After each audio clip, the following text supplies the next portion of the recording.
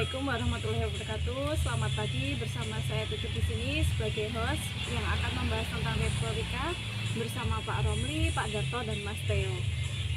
Pak Romli, apa kabarnya hari ini? Alhamdulillah baik.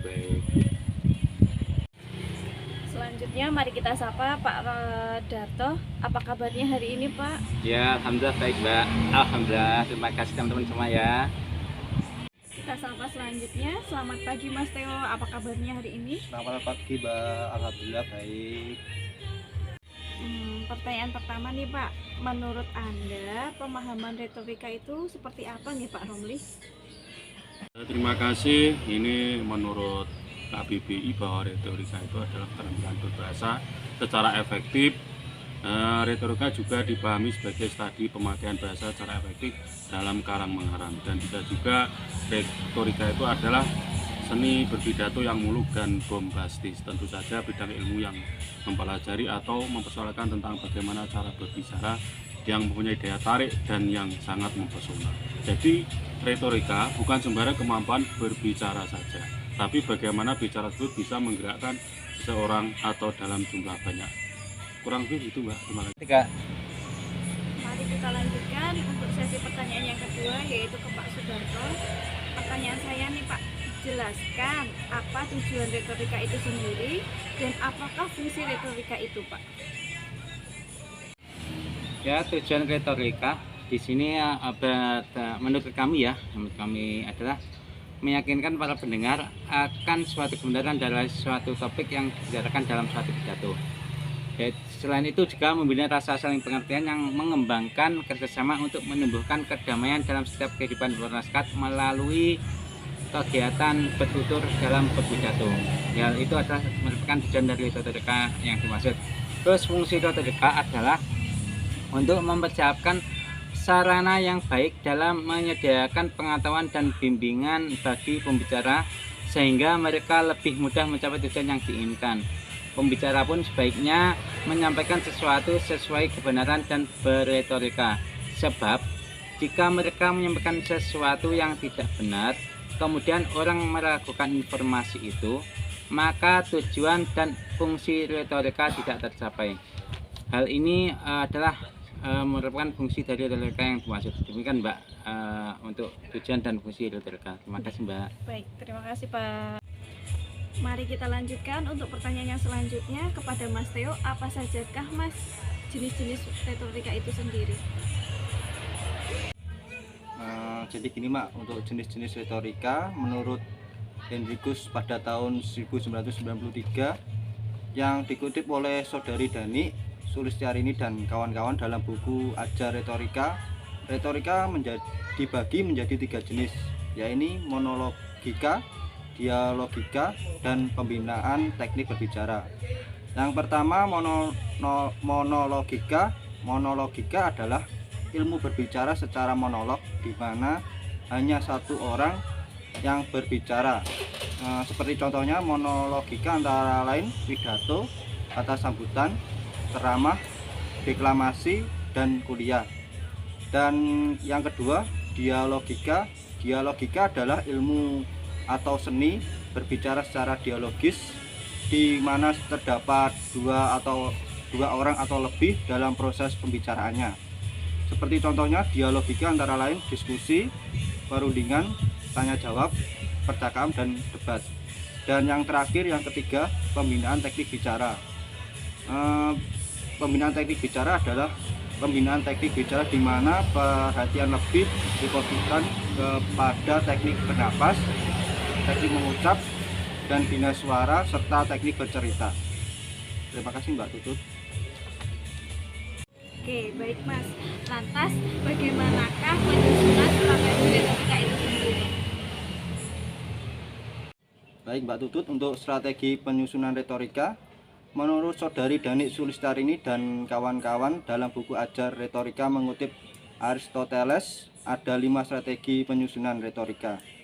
Strategi ini dikenal juga dengan nama The Five Canon of Rhetoric.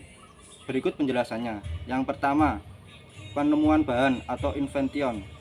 Invention adalah pengembangan dari sebuah argumen yang relevan dengan tujuan pidato. Langkah ini meliputi kemampuan menemukan, mengumpulkan, menganalisis, dan memilih materi yang sesuai untuk pidato. Argumen yang dicari harus dengan rasio, moral, dan afeksi. Dan yang kedua, penyusunan bahan atau materi, argumen atau dispositio. Bagian ini disebut juga disposisi.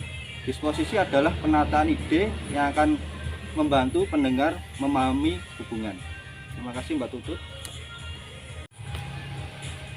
Ya baiklah, terima kasih atas jawabannya Mas Theo. Lantas ini kita lanjut untuk pertanyaan yang terakhir untuk Pak Romli, Pak Darto, dan Mas Theo.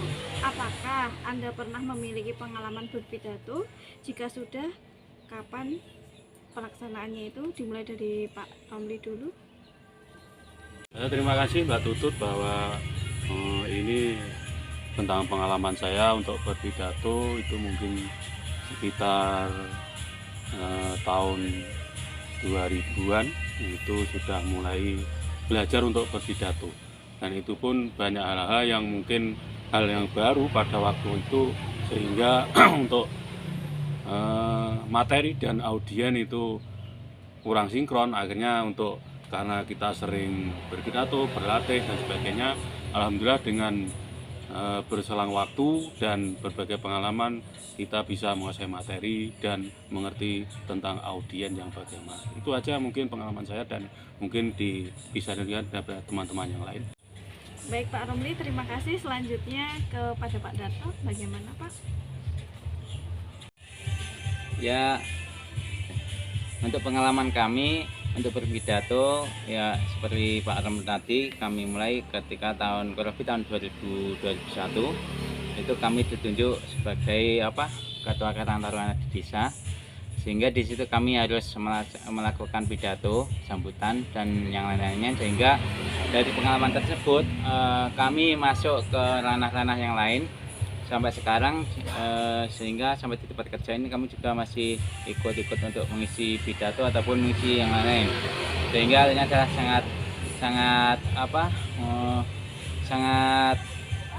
enak dan sangat menggembirakan untuk kita, untuk pengalaman kita dalam melaksanakan pidato di tengah-tengah audien. Karena audien kita ini dari awal, dari pemuda-pemuda, terus dari mungkin ya orang-orang tua juga ada, dan sekarang kita juga langsung masuk ke ranah kerja, sehingga sampai sekarang kita masih tetap berpidato dan melaksanakan sambutan. Demikian pengalaman kami. Jadi terima kasih Mbak atas pertanyaannya. Terima kasih Pak Darto untuk jawabannya dan pengalamannya. Sekarang kita lanjut yang terakhir, bagaimana menurut Mas Theo? Baik, terima kasih Mbak Tutut. Untuk pengalaman saya sama seperti Pak Darto. Tahun kemarin saya ditunjuk sebagai Ketua Karang Taruna di desa saya, khususnya di RT saya, mengganti Karang Taruna yang lama yang sudah menikah dan bertempat tinggal di luar kota. Untuk pengalaman saya berpidato, saya menjembatani antara teman-teman Karang Taruna dan masyarakat untuk saran masukan dan berdebat apakah itu sarannya baik untuk kita atau tidak. Jadi untuk teman-teman Karang Taruna bisa menjadi pelajaran untuk hari H sebelum pelaksanaan maupun di acara-acara selanjutnya. Terima kasih Mbak Tutut. Baik, terima kasih. Saya rasa waktunya cukup. Terima kasih banyak untuk Pak Romli, Pak Darto, dan Mas Theo atas podcast tentang retorika hari ini. Terima kasih. Wassalamualaikum warahmatullahi wabarakatuh. Terima kasih semua.